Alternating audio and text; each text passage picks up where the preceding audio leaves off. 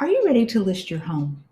Do you find yourself spending time surfing the web, looking at realtor.com or Zillow in search of that perfect place to call home?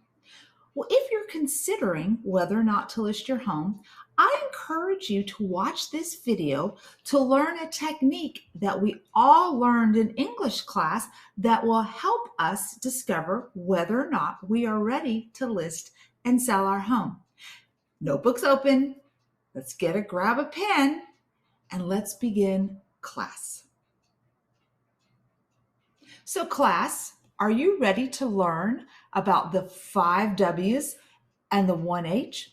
The who, what, where, when, why, and how of listing a house. Hi, my name is Carol Hensberger. I'm a realtor here in South Florida, and I would like to teach you the technique that I use with my clients for determining whether or not to list their home. We're going to start out with the who is selling the home. I know you're going to get this one right. Who's selling the house? Well, duh, it's the people that are on the deed. Ding, ding, ding, you are correct. But it's also the others that live in the home. How about your children, your in-laws, the people that you've allowed into your home and you're taking care of them? They do have an emotional and vested interest in your house. It's worthy of a discussion with all concerned parties to talk about whether or not they'd like to move away. I had a client one time that their children had flown the coop. They were ready to move on and to downsize. They had listed the house. They were so excited. And then they told the children. And there was one daughter in particular that had a very, very difficult time with the thought of them leaving this house. She was born in this house. She was raised in this house. She grew up in this house. And she had dreams of one day bringing her own family back and making those same types of memories with her children.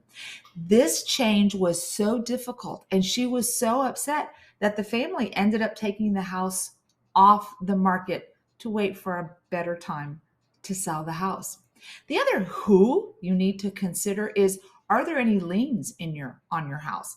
Tax liens, government liens, mechanic liens, vendors, builders, people who have done work on your house or for your house that you have not paid, or there's been a mistake and the lien hasn't been removed and they have a claim to the proceeds from your house.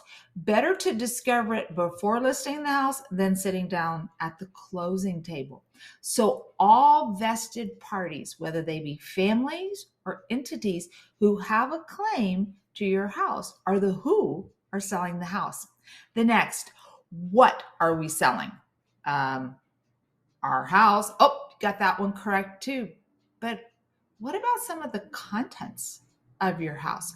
Are you selling that heirloom chandelier, the curtains that you painstakingly created to match your comforter? What about that mirror that you hung that you found at that antique store? Typically, if something is attached, pictures excluded, they are considered as conveying with the house. It's better for you to take those items down, pre-pack them, and replace the ceiling fixture, the mirror, the curtains, than to have it out and have somebody misunderstand that that's for sale. I have had numerous arguments during closing times with the house, and they're not arguing over the house, the cost of the house, or the repairs. What they're arguing over is a buyer thought they were getting something with the house. They go through the final walkthrough and they discover it's not there. My advice is, if you are not selling it with the house, go ahead and get it out of sight so that there aren't any misunderstandings. Now, on the other hand, what if you want to leave some of the furniture? You want to leave some of the pictures. You want to sell some of the furniture with the house. Well, I say everything is always negotiable. But if there's a list of items that you'd like to leave with the house or you'd like to sell with the house, then go ahead and create that list. So we've talked about who, we've talked about what we're selling. Where are we selling the house? Hello, it's our address, it's our piece of property. Correct. Again, wow, 3 out of 3. You're doing great. But Where is this house located? What are the advantages of living in your house, on that piece of property, in that neighborhood, in that town? Whenever my clients are putting together their little package of what we're going to sell and where we're selling it, I always have them develop a top 5 list. Tell me the top 5 reasons to live in your house. Tell me the top 5 reasons to live in this neighborhood, and tell me the top 5 reasons to live in this town. This goes a long way in sharing knowledge with potential buyers, whether you give them this list at an open house or whether you provide it to the realtor who's showing your house to say, hey, can you go ahead and give these to your clients as reasons as to why they should purchase the home. Number one, it keeps the realtor engaged and your property on the forefront of that realtor's mind, but also it's another reason for the realtor to re-engage with potential clients. So where are you selling your home is an important consideration to help market that house. When do you want to sell your home? Is there a perfect time? The answer is there's never a perfect time. The most perfect time is when you're ready to sell the house. Yes, traditionally, we list the house in February, it's under contract in April or May, and we're moving in the summer, right? We want to move during the summer months when it's the easiest for the children to acclimate to a new place and then get ready to go to school. But I want you to think about the holidays. The holidays are a great time to sell the house. People expect your house to be decorated for Christmas, right?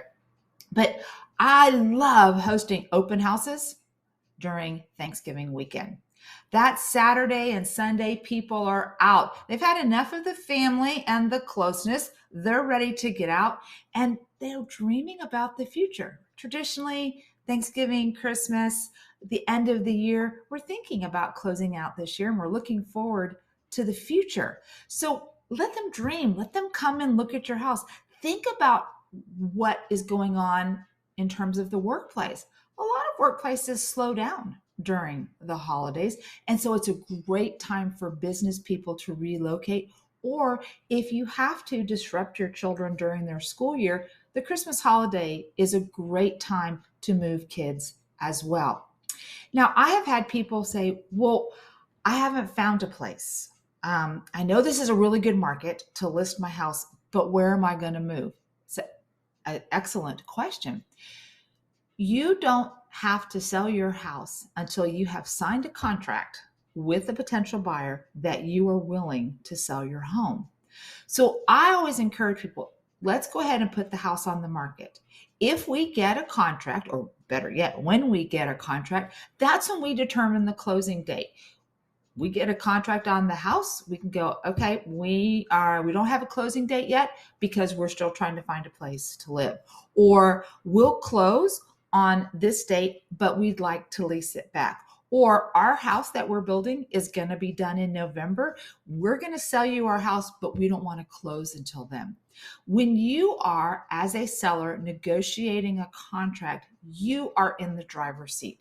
You have the power. This is the time to ask for considerations because this buyer really wants the house. They're really excited. They're more willing to say yes. Once that house and that house is under contract and has been executed, you have less power than the buyer. Now the buyer is in the driver's seat. So we want to, before we list a house, we want to consider all of these ideas of when we actually want to close on our property. The next thing we want to discuss is the why. Why are we selling our house and why now? Are we selling our house because we need to, or are we selling our house because we want to? Those are huge differences. If we need to sell our house for financial reasons or we're relocating, we have a shorter window of when we can sell our house, and we need to price our house strategically and get it ready to sell.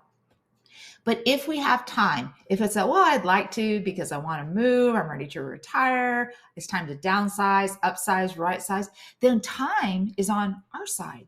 And again, we might want to push the market. We get to strategize how we can get the most money for our house because we have time.